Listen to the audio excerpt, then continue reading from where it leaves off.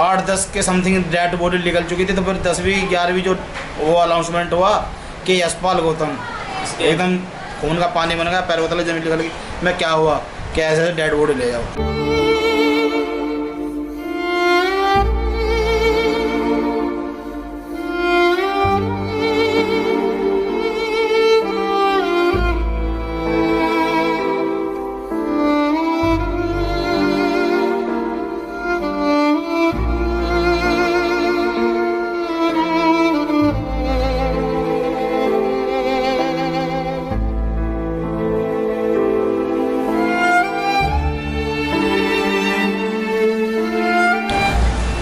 इस वक्त मैं हापुड़ में हूँ और हापुड़ जो है वेस्ट यूपी का एक ज़िला है। ये जो मोहल्ला है इसका नाम है अम्बेडकर मोहल्ला और यहाँ आने का एक ख़ास पर्पज़ है। पहले भी मैं यहाँ कई बार आया हूँ और जिससे मिलने में यहाँ हर बार आया करता था वो फ़िलहाल इस दुनिया में नहीं है। उनका नाम है यशपाल गौतम। आप सब लोग जानते होंगे यशपाल गौतम जी को। एक बीएसपी के वो कर्मठ सिपाही के रूप में हमेशा सभी रैली वगैरह में नज़र आते थे। उनके घर में पहले भी आया हूँ तो अब ना आऊँ ऐसा कोई कारण नहीं है। तो अब भी मैं उनके घर जाऊँगा, ज़रूर सबसे मुलाकात करने का प्रयास करूँगा। जय भीम। आप तो भाई हैं उनके, है ना, पहचान में आ रहे हैं। कैसे हैं, ठीक हैं? जय भीम। नहीं पहचाना आपने मुझे? जय भीम बेटा। मेरे साथ वीपी सिंह जी हैं, हापुड़ के रहने वाले हैं और इसी में रहते हैं, इसी क्षेत्र में, इसी मोहल्ले में रहते हैं। जब भी मैं आया करता था यशपाल गौतम से मिलने के लिए तो पहले वीपी सिंह जी से मिला करता था। बाहर इनकी शॉप भी है, पेस्ट कंट्रोल का काम है इनका और अच्छा काम है, दिल्ली भी आते रहते हैं। यशपाल गौतम के घर में खड़ा हूँ और यकीन मानिए कि यहाँ पहले भी आया हूँ।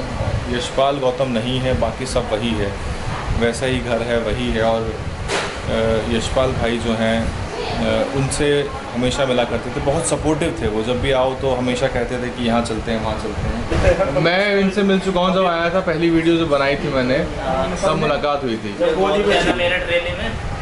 मेरठ में। हाँ, मेरठ में ना भैया वहाँ पे ले गए थे वीके सिंह, वहाँ पे एक साइबर कैफे था, आपने इंटरव्यू था वहाँ पे, मुझे अच्छी तरह याद आ गया। मेरठ में भी हुआ था, मेरठ की रैली, हाजी याकूब की रैली में मैं था। भाई का फोन हुआ था। हाँ हुआ था, उस वाली रैली में हम भी गए थे। हाँ सारे भाई। तीन भाई हैं आप लोग ना? चार भाई। आप भी? नहीं, हम चाचा के। अच्छा, आप चाचा, आप 4 भाई। भाई जो है बहन जी की सरकारी नौकरी लगी थी। अच्छा, वो सरकारी नौकरी में एक भाई जो है। अच्छा, पुलिस में है, बहन जी सरकारी लगी 2012। क्या दिखा रहे हैं मुझे अभी, क्या ये हमारा जो है भाई का, 4 भाइयों का। अच्छा, ये फोटो है 4 भाइयों का। भी कुछ है, हम तो भी बहन जी के साथ ही। डॉक्टर साहब तो बहुत अच्छी तरीके से परिचित है, पूरी परिवार से हमारे से। हाँ, क्या नाम है आपका? नाम बताओ। नाम बताओ। संगमित्रा गौतम। सीधे खड़ो, सीधे पैर पे, जूते पैर मत रखो। क्या नाम है? संगमित्रा गौतम। आवाज नहीं आएगी, तेज नहीं बोलो, जोर से बोलो जैसे पापा बोलते थे। हाँ, ऐसे कॉन्फिडेंस से। जय भीम। ये बोलो जय भीम। आप उठा के जब डैडी बोलते थे जय भीम शेर की तरह बोलो, अच्छे से बोलो। और बहुजन समाज के लिए निस्वार्थ सेवा करी थी बिना किसी लोभ लालच के। हाँ, यशपाल गौतम वो बहुजन समाज का वो हिस्सा है जिस इंसान ने बिना किसी लोभ लालच के बहुजन समाज के लिए अपना सब कुछ त्याग दिया। आज हम उस दौर पर खड़े हैं कि आज हमारा भाई खुद ही मतलब बहुजन समाज के लिए समर्पित हो गया। देखो हमारे भाई तो इस समय है नहीं, मैसेज ये दिया था। देखो हमारे 3 भतीजी हैं, हमारी भाभी जी हैं, हमारे कम से कम इन बच्चों का पेट पालने लायक, कहीं हमारी भाभी का, कहीं बच्चों का जॉब का व्यवस्था हो। देखो हमारा यही मैसेज है, अपने पैरों पर खड़े हो जाएं, अपने पैरों पर खड़े हो जाएं, इनको आगे तक कोई परेशानी दिक्कत ना आए। पढ़ाई लिखाई में चीज़ के लिए कम से कम समाज ने काफ़ी कुछ किया मेरे भाई के लिए। समाज ने बहुत किया, बहुत काफ़ी कुछ किया है। इतना अगर हम भी करना चाहें तो हम भी नहीं कर सकते इनके लिए, इन भतीजे को देखने के लिए। जो आपका बैंक ऑफ इंडिया का अकाउंट था, हमने सबने काफ़ी कुछ आया उसमें, जो भी कुछ है। कोई बात नहीं, उससे जीवन पार्टी से पार्टी मेरे भाई ने 30 साल ख़राब करे पार्टी के लिए। खूब अच्छा मेरे भाई ने साथ दिया बहन जी तक। बहन जी तो उस दौर में देखिए 79 से मेरे भाई ने 51 में से कुछ मेहनत करी है, 51 में से अब तक, जब तक मेरे भाई ख़त्म हुए, जब तक बहन जी का साथ ही दिया। अब भी कुछ दिन पहले की वीडियो मेरे पास फ़ोटो वगैरह हैं, सब कुछ भाई ने। ये नगर पंचायत के चुनाव चल रहे थे, इन्हीं में जा कर के वोट मांगे मेरे भाई ने, घर घर जा कर के वोट मांगे। और 25 तारीख में मेरे भाई की तबीयत ख़राब हुई थी अचानक। ख़राब होने के बाद हम 2-3 दिन यहाँ लोकल में उपचार कराते हैं अपना, फिर उसके बाद हम बड़े हॉस्पिटल में ले आते हैं देवनंदिनी में। देवनंदिनी में ले जाने के बाद मेरे भाई तो बाहर लेट रहे स्ट्रेचर पे। देवनंदिनी वाले ने पहले 20,000 रुपये जमा कर लिए जी। भाई को देखने कोई काम नहीं। मेरे भाई अंतर्राष्ट्रीय, बताओ, अंतर्राष्ट्रीय प्रचारक बीएसपी बहुजन समाज पार्टी से, उसकी इतनी बुरी वो हो रही है, बताओ, दुर्गति। एक बड़े इतने बड़े हॉस्पिटल में देवनंदिनी में, जो नामी प्रसिद्ध हॉस्टल है, मेरे भाई का काफ़ी फ़ोटो है उनके साथ में। उन देवनंदिनी वालों ने, डॉक्टर साहब श्याम कुमार ने फ़ोन भी नहीं उठाया हमारा। यशपाल भैया के तो मित्र है वो, घनिष्ठ मित्र डॉक्टर श्याम कुमार, जो ने फ़ोन तक नहीं उठाया अभी हमारा। उसके बाद जैसे भी हमने फिर उन्होंने कह दिया हमें ऑक्सीजन नहीं है। मैं ऑक्सीजन के लिए हमने बोला ऑक्सीजन हम ले आते हैं, हमने खुद व्यवस्था करी। उसके बाद कुछ हमने कहीं और फ़ोन वगैरह करे, बात करी। उसके बाद जो 1 घंटे बाद बोलता कि सब चीज़ आएगी। कहीं बात करने के बाद फिर उन्होंने अंदर एडमिट कर लिया। उसके बाद कुछ घंटे तो बाहर लेटाए रख के, आधे घंटा बाहर आईसीयू से। आईसीयू में फिर डालने के बाद फिर वहाँ जी हम 4 भाई रहे, तीनों और हमारे बड़े भाई। वहाँ तक एक बार 4 बजे सुई लगाए मेरे भाई का। उसमें 2-3 मिनट अंतराल में 5-6 मिनट हो गए एक साथ। डॉक्टर श्याम कुमार के चेलों ने, डॉक्टरों ने, हमें क्या मालूम, देखो डॉक्टर सुई लगा रहे हैं, वो कुछ भी है, उन्होंने सुई लगाए। फिर उसके बाद देखो 5-7 बार मैं खुद रहा वहाँ, 2-3 बार मैंने भाई को टॉयलेट भी कराया जी। टॉयलेट कराने के बाद 5-7 बार ऑक्सीजन सफा करी। वहाँ तक ये नहीं कि देखो जैसे सर बैठे ना, इतनी दूरी में कोई वहाँ आने को तैयार नहीं था जी, अटेंडेंट नहीं था, कोई नहीं था। मैंने खुद ने अपने भाई के 7-8 बार वो करी ऑक्सीजन सफा। एक मेरे भाई के जस्ट जैसे सर बैठे ना, ऐसे ही जस्ट में एक मरीज था, 2-2 मिनट में पानी पानी पानी। मेरे भाई साहब उससे 2-3 बार चिल्ला करके बड़ा डॉक्टर से मैं कैसे पानी तो पिला दो बेचारा, कि ये मर जाएगा। उसके देखने के बाद उस भाई ने मेरे भाई के साथ साथ मैं करीब 1 बजे 1:30 बजे करीब पहुँचा। उसके बाद जैसे 5 बजे तक उस भाई ने 7 बोतल पानी की मेरे सामने खाली करी है जी। दम मेरे सामने तोड़ा है। जिस टाइम में मेरे भाई ने दम तोड़ा ना जी, झाग आए मुँह से। क्या कारण है जी झाग आने का सर? कान में भी झाग आए। झाग आने क्या कारण है? मैं जब तक मेरे भाई की डेथ हुई है ना, मेरी आंखों के सामने जैसे आप बैठे ना बिल्कुल ऐसे, एक डॉक्टर आया, उसने करीब 5-10 के आसपास जैसे भाई लेट रहा स्ट्रेचर पे, उस टाइम पे पल्स चल रही थी 22-26 ऑक्सीजन 22-26 और ऊपर की चल रही थी कुछ। उसके बाद जो है उसने आया 5-5 बजे करीब आया वो। उसने आकर मेरे भाई की छाती खूंदी। छाती उसने इस तरीके से खूंदी कि जैसे जानवर को भैंस को खूंदते ना, इस तरीके से।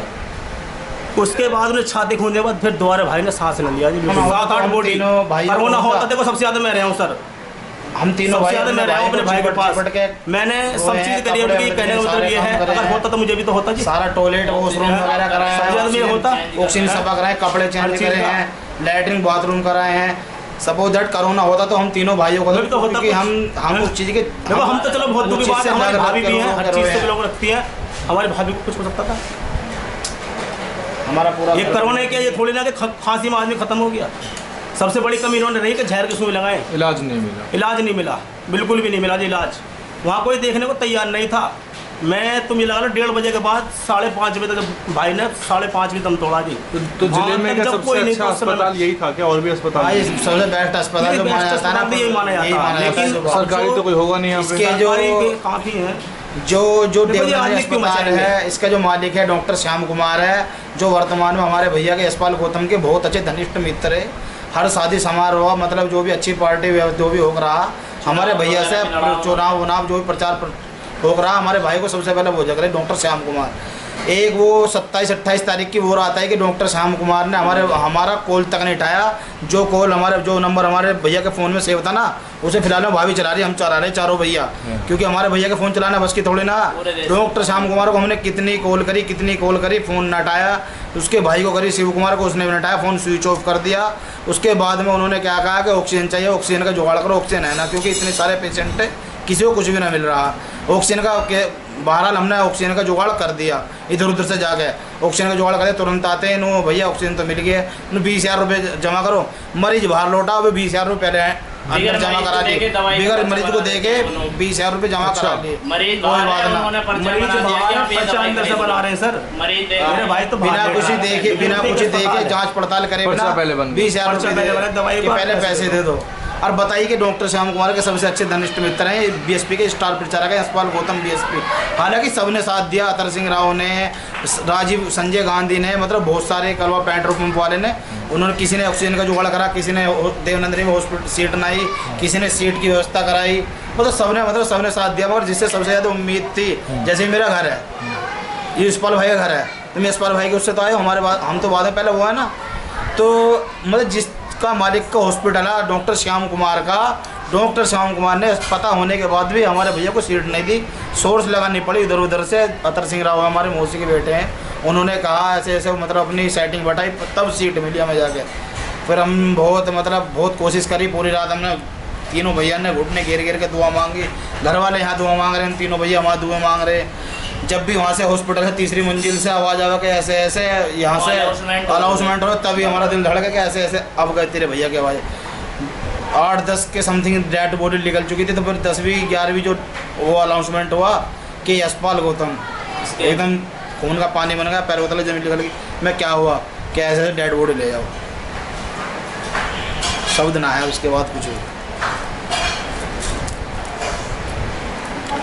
इतना मजबूत आदमी, हाथी के जैसी जान शरीर में, भैया मामूली बात ना है ना। मेरे भैया वो उठाना ही आसान नहीं, जो ना मेरे भाई के अंदर किसी चीज़ का ऐप ना कुछ, बस एक ऐप था खाने कमाने का। वो लॉकडाउन से पहले भैया कारपेंटर का काम करते थे, तो उससे पहले वो भैया काम करते थे वहाँ दिल्ली, कभी छुट्टी नहीं हमारे, मतलब तीन बच्चे हैं, लड़की हैं। इसके बाद मेरे भाई चले गए दिल्ली काम करने के लिए। 2 अप्रैल के दंगे में काफी सबसे ज़्यादा 8 दिन तक अपना घर परिवार सब कुछ छोड़ने के बाद पुलिस ने राउंड मारे हैं यहाँ। जब 2 अप्रैल केस खूब गेटों में हमारे 2 अप्रैल को दंगा हुआ, खूब गेटों में डंडे बजाए, 50-60 पुलिस वाले आकर के हमारे 8 दिन तक, यशपाल गौतम बीएसपी के स्टार प्रचारक थे, सीधी बात आएंगे घर पे। उसके बाद ये यहाँ से निकल जाते हैं जी, 8-10 दिन बाद जैसे भी अपने निकल जाते हैं यहाँ से, फिर अपने बाहर काम करने जाते दिल्ली। वहाँ इन्होंने अपना रोजगार चलाया, काम करा, बच्चे भी इधर उधर फिरे, घर से बाहर रहे, यहाँ पे कोई नहीं रहा। चंद्रशेखर भाई जो हमारे भाई से कुछ भी लेना देना ना, हमारा भाई बीएसपी से और चंद्रशेखर भाई आज़ाद समाज पार्टी से।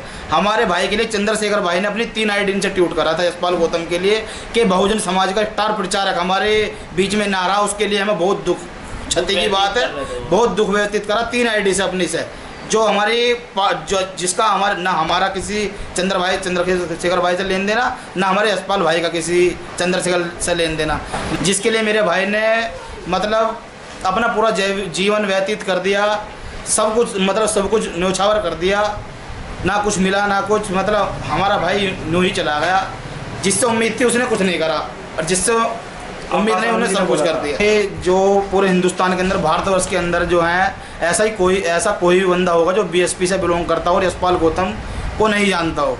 तो मेरा सभी से अनुरोध है कि जो भी अपने भारतवर्ष के अंदर जो भी मेरे भाई यशपाल गौतम स्टार प्रचारक बीएसपी के चहीते हैं, जो उन्हें मानने वाले हैं, क्योंकि मेरे भाई ने बहुजन समाज के लिए, बीएसपी पार्टी के लिए बिना किसी लोभ लालच के, बिना किसी स्वार्थ के सेवा करी है। तो भाइयों सभी से मेरे छोटे बड़े नेताओं से, बस सबसे बंधुओं है, साथियों से मेरा हाथ जोड़ के विनती है, नम्र निवेदन है कि यशपाल गौतम की फ़ोटो जो है सभी कार्यालयों में, छोटा कार्यालय हो या बड़ा कार्यालय हो, तो सभी में मेरे भाई यशपाल गौतम की फ़ोटो लगनी चाहिए। जय भीम, जय भारत। आप बड़ी बेटी हैं? हाँ, दीपशिखा गौतम।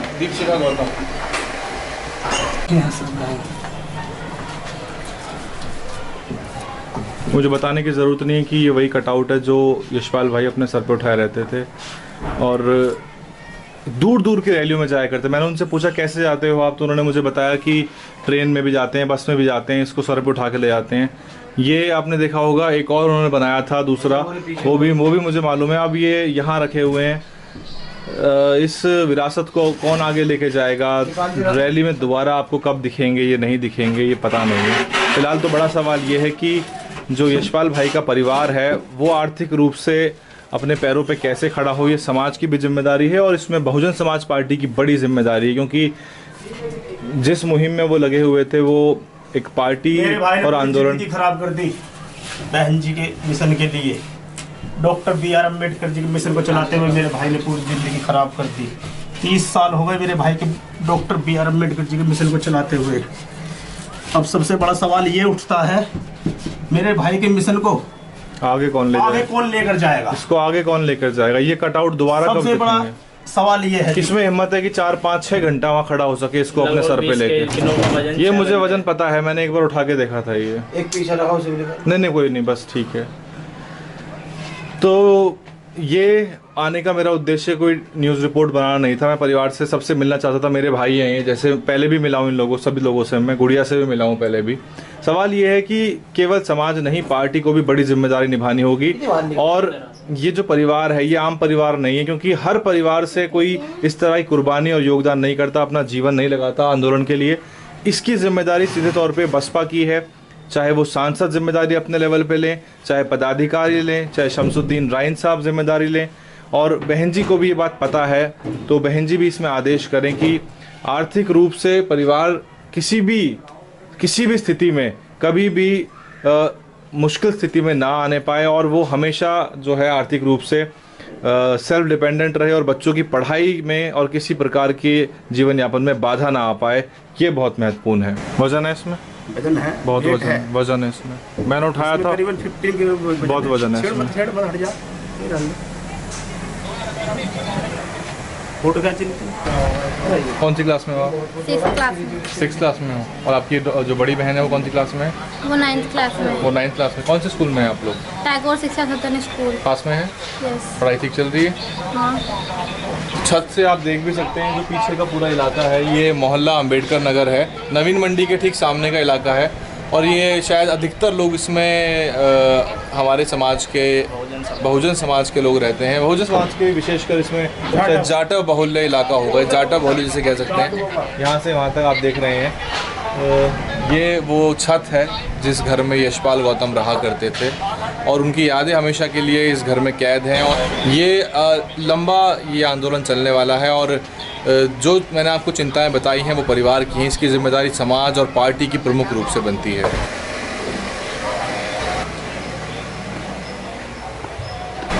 जब किस्मत अपनी दोस्त का तो दूसरे को दोस्त क्यों लूँ मैं?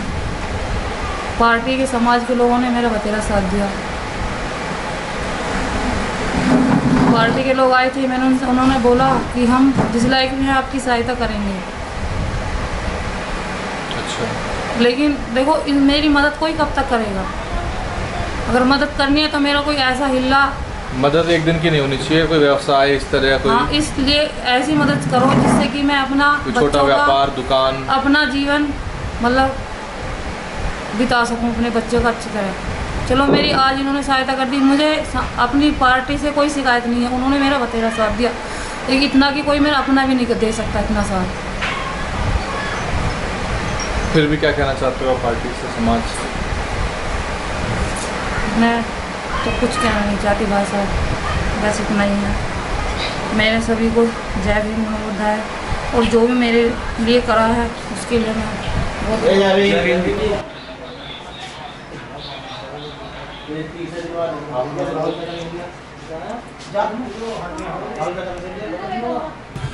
तो ये वो गली है जो हमें यशपाल गौतम के घर ले जाती है। मैं लौट रहा हूँ वहाँ से, सब लोगों से बात कर ली, सबका धन्यवाद किया उन लोगों ने, समाज के लोगों का धन्यवाद किया। आज मैं इस अंबेडकर मोहल्ले से वापस जा रहा हूँ। यहाँ विशेष तौर पे यशपाल गौतम जी के घर पे आना मेरा कर्तव्य भी था, क्योंकि पहले मीडिया चैनल आया करते थे, मीडिया में दिखाया करती थी। अब अगर हम नहीं आए तो फिर ये गलत बात होगी। अभिषेक भाई मेरे साथ हैं। अभिषेक जो हैं वो हापुड़ के ही मिशनरी युवा हैं, बसपा के लिए लगातार फेसबुक पे लिखते भी रहते हैं। और ये पूरा जो मोहल्ला है ये अंबेडकर मोहल्ला के नाम से जाना जाता है। हाँ, मोहल्ला अंबेडकर नगर के नाम से जाना जाता है। और यहाँ मोटे तौर पे जाटव बहुल्य इस इलाके को कहा जा सकता है। तो फिलहाल आपसे विदा लेते हैं। इस रिपोर्ट को देखिए, शेयर करिए। शेयर इसलिए करिए क्योंकि ये लोगों के पास जाएगी और इसमें संभव है और मदद लोग पहुंचाएंगे यशपाल गौतम के परिवार के लिए। 3 उनकी बेटियां स्कूल में पढ़ रही हैं, ये बात आपको पता होनी चाहिए। और समाज को सोशल रिस्पॉन्सिबिलिटी लेनी होगी, नहीं तो फिर मिशनरी पैदा होने बंद हो जाएंगे अगर इस तरह की चिंताएं परिवार को सताती रहेंगी तो।